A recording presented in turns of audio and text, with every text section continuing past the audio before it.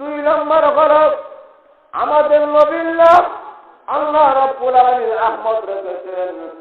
আহমদ শব্দের অর্থ হলো প্রশংসাকারী, যিনি প্রশংসা করেছেন।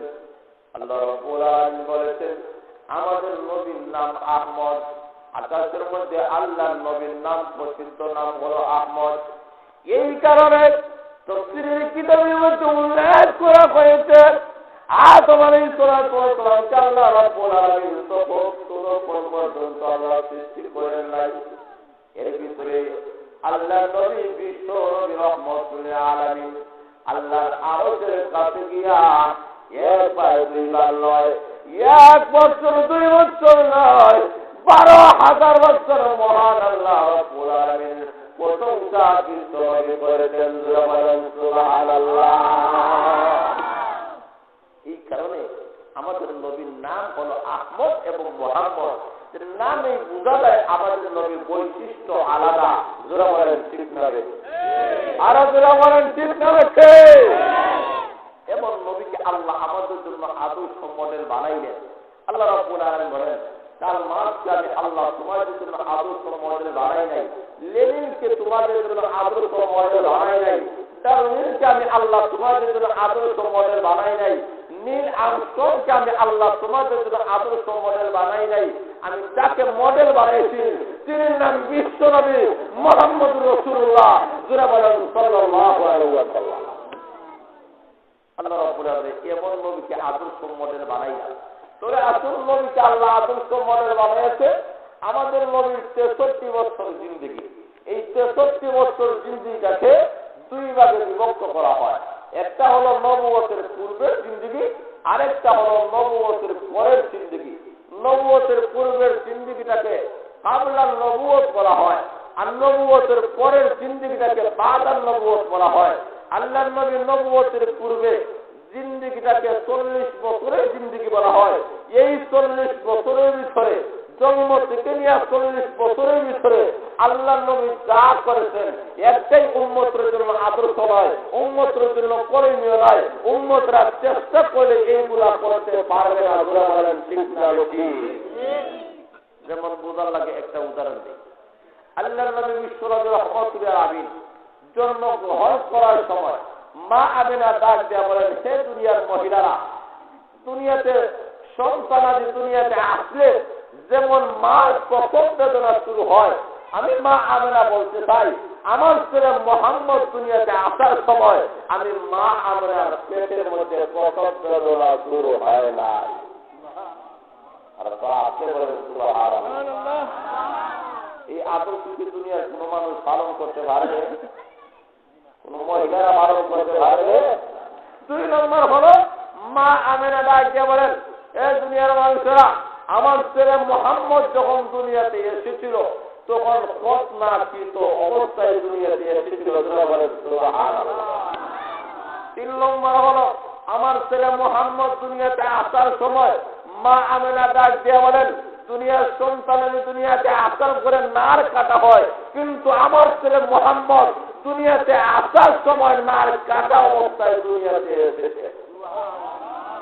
মা আমিনা ডাক দিয়া বলেন শুধু তাই নয়, আমার ছেলে মুহাম্মদ দুনিয়াতে আসার কারণেই ওই পারস্য দেশে সেই বেঈমান কাফেররা শত শত বছর পর্যন্ত যারা আগুনের পূজা করতো, আল্লাহ রাব্বুল আলামিন বলেন বিশ্ব নবী যেই দিন দুনিয়াতে এসেছিলেন নবী আসার কারণে শত শত বছরের জ্বলন্ত আগুন মুহূর্তের ভিতরে নিভে গিয়েছিল।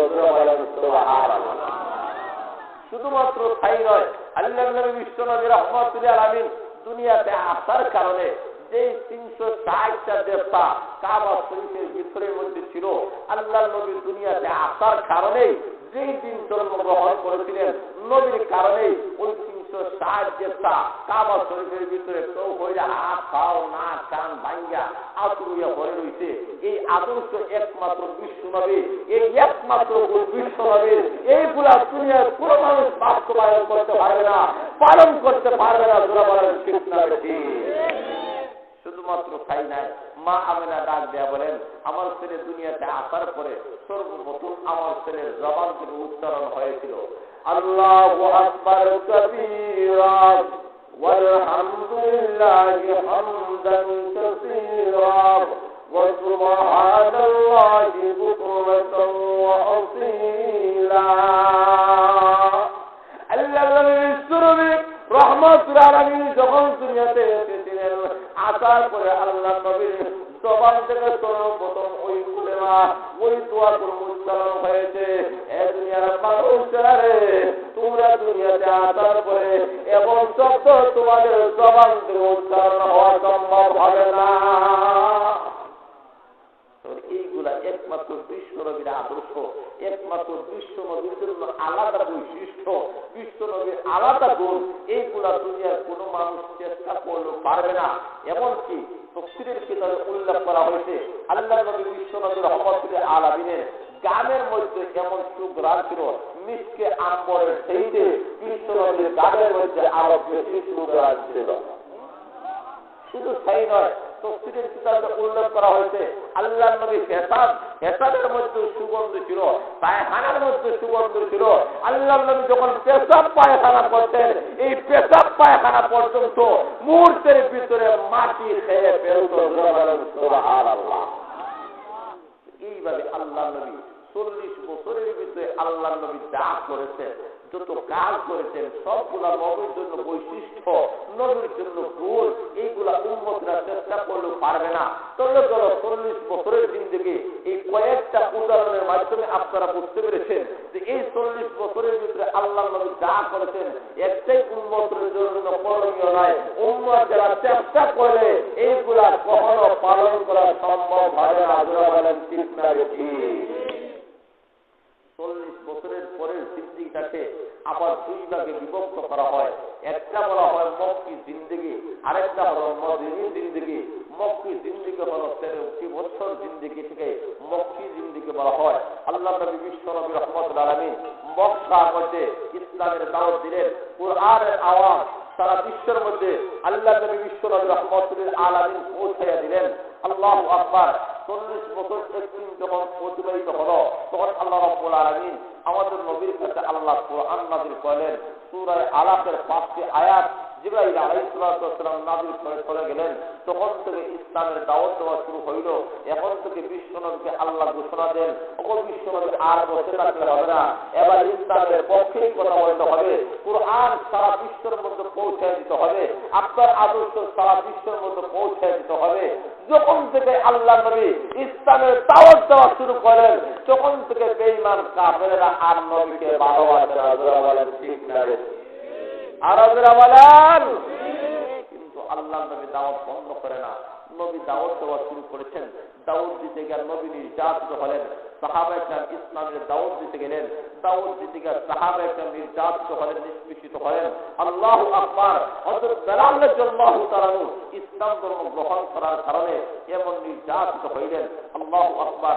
আল্লাহ রাব্বুল আলামিন বলেন, ওই বেলাল রাদিয়াল্লাহু তাআলাকে বেঈমান কাফেররা মরুভূমির মধ্যে শোয়াইয়া প্রচন্ড পাথর বুকের মধ্যে রাখিয়া বলে, ও বেলাল, এই অবস্থায় মারা যাবে, নতুবা ইসলাম ছাড়তে হবে, কোনটা গ্রহণ করবে তুমি বলো। হযরত বেলাল রাদিয়াল্লাহু তাআলা বলেন, ও বেঈমান কাফেররা, আল্লাহর কসম করে বলতেছি, 1000 বার শাহাদাতের পেয়ালা পান করতে রাজি আছি, তুমি একটা সেকেন্ডের জন্য ঈমান হারা হইতে রাজি না। সুবহানাল্লাহ। সাহাবায়ে কেরাম কঠিন থেকে কঠিন বিপদের মধ্যে পৌঁছেছেন, তথাপি ইসলাম ছাড়েন নাই, কুরআন ছাড়ে নাই। আল্লাহ রাব্বুল আলামিন বলেন, সাহাবায়ে কেরাম এইভাবে কষ্ট করেছেন। হযরত বেলাল রাদিয়াল্লাহু তাআলা যখন নির্যাতন করে, নির্যাতনের কষ্ট সহ্য না করিয়া বেলাল রাদিয়াল্লাহু তাআলা বলেন, আল্লাহু আহাদ, আল্লাহু আহাদ। বলেন সুবহানাল্লাহ। বেলাল রাদিয়াল্লাহু তাআলা আল্লাহু আহাদ, আল্লাহু আহাদ যখন বলে, বেঈমান কাফেররা বলে, ও বেলাল, যে জবান দ্বারা তুমি তোমার নাম আল্লাহর নাম উচ্চারণ করো বেলাল, এই জবান আর রাখা হবে না, এই জবান জ্বালাইয়া দেওয়া হবে। বেঈমান কাফেররা লোহাকে আগুনের মধ্যে দিয়া লোহাকে গরম করিয়া ওই বেলাল রাদিয়াল্লাহু তাআলার জিহ্বার মধ্যে লাগাইয়া দেয়, আর বলে, ও বেলাল, যেই জবান দ্বারা তুমি আল্লাহর নাম উচ্চারণ করো, এই জবান আর রাখা হবে না। হযরত বেলাল রাদিয়াল্লাহু তাআলা বলেন, রে বেঈমান কাফেররা, আল্লাহর কসম করে বলতেছি, যে জবান আমার আল্লাহ দিয়েছেন, এই আল্লাহর নাম স্মরণ করতে যাইয়া আমার জবান জলে যদি তাই খাই হয়ে যায়, 1000 বার হইতে রাজি আছি, তোদের এই একটা সেকেন্ডের জন্য আল্লাহর নাম ছাড়তে রাজি না।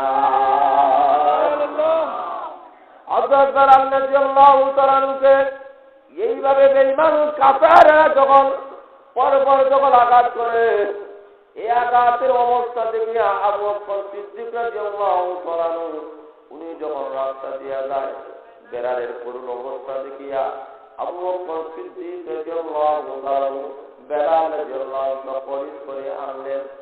পরিত করে যখন এনেছেন বাড়ির মধ্যে, তখন আবু বকরের বাবা, যার নাম আবু কুহাফা, আবু কুহাফা ডাক দিয়া বলেন, ও আবু বকর, এতদিন পর্যন্ত তোমাকে বড় জ্ঞানী গুণী বুদ্ধিজীবী মনে করতাম তোমার জ্ঞান হয়েছে, কিন্তু আজকে বুঝতে পারলাম তোমার কোনো জ্ঞান নাই, তোমার কোনো বুদ্ধি নাই, তোমার কোনো মেধা নাই। আবু বকর বলে, আব্বাজান কি হয়েছে, কেন বললেন? এবার আবু কুহাফা বলে, ও আবু বকর, মানুষ টাকা দ্বারা ভালো জিনিস করে, খরিদ করে, ভালো সুন্দর জিনিস, সুশ্রী জিনিস, মূল্যবান জিনিস মানুষ খরিদ করে, আর তুমি টাকা দ্বারা ওই কালো হাসি গোলামের ঘরের গোলামকে খরিদ করেছ। ও বেলাল, বেলালের মধ্যে একদম ভালো লোকটাকে তুমি খরিদ করেছ। আবু বকর সিদ্দিক রাদিয়াল্লাহু তাআলা বাবার কথা যখন শুনেছেন, এমনি আবু বকর সিদ্দিক রাদিয়াল্লাহু তাআলা চোখের পানি পড়ায় কান্দেন আর বলেন, আরে আব্বা, আপনি বেলালের চেহারার দিকে তাকাইয়েছেন, আমি কিন্তু বেলালের চেহারার দিকে তাকাই না, আমি বেলালের অন্তরের দিকে তাকাইয়েছি। ও আব্বা, ও আব্বা, শুনে রাখেন, কিয়ামতের কঠিন ময়দানে বেলালের ইমানকে যদি এক পাল্লায় তোলা হয়, আর অপর পাল্লায় যদি লক্ষ লক্ষ কোটি কোটি কাফিরকে যদি তোলা হয়, সুরিয়া যদি মিজানের পাল্লা যদি টান দেওয়া হয়, লক্ষ লক্ষ কোটি কোটি কাফিরের দিকে বেলালের ইমানের পাল্লা ভারী হয়ে যাবে। আল্লাহ রাব্বুল আলামিন বুঝাই দিয়েছেন, ইমানের মাধ্যমে মানুষের সম্মান বাড়ে, নবীর সংস্পর্শের কারণে মানুষের সম্মান বাড়ে। এই বেলালের এত ইজ্জত, এত সম্মান কেন হয়েছে? হওয়ার কারণ হলো ওই বেলাল বিশ্ব নবীর আদর্শ গ্রহণ করেছে, এই কারণে বেলালের ইজ্জত সম্মান বাড়িয়া গিয়েছে। বেলাল রাদিয়াল্লাহু তাআলাকে আল্লাহ নবীর দরবারে যখন পেশ করা হলো, আল্লাহ নবী বেলালের পুরো অবস্থা দেখিয়া বলেন, ও বেলাল, আমি নবী তোমাকে কি প্রতিদান দেব রে বেলাল? আমার দেওয়ার মতো কোনো কিছু নাই। তবে যা বেলাল, আমি বিশ্ব নবীর ঘোষণা দিলাম, এই মসজিদে নববীর উপর আমি ইমাম, আর আজ থেকে আমি বিশ্ব নবীর ঘোষণা দিলাম, মসজিদে নববীর মুয়াজ্জিন তোমাকে বানাইয়া দিলাম। নবী ইমাম, নবীর চেহারা পূর্ণিমার চাঁদের চেয়ে বেশি সুন্দর, আর বেলালের চেহারা পাতলা কলার চেয়ে আরো বেশি কালা। এমন কুচি কালো মানুষ আর হইতে পারে না। এমন বেলালকে আল্লাহ নবী মুয়াজ্জিন বানাইয়া দিলেন।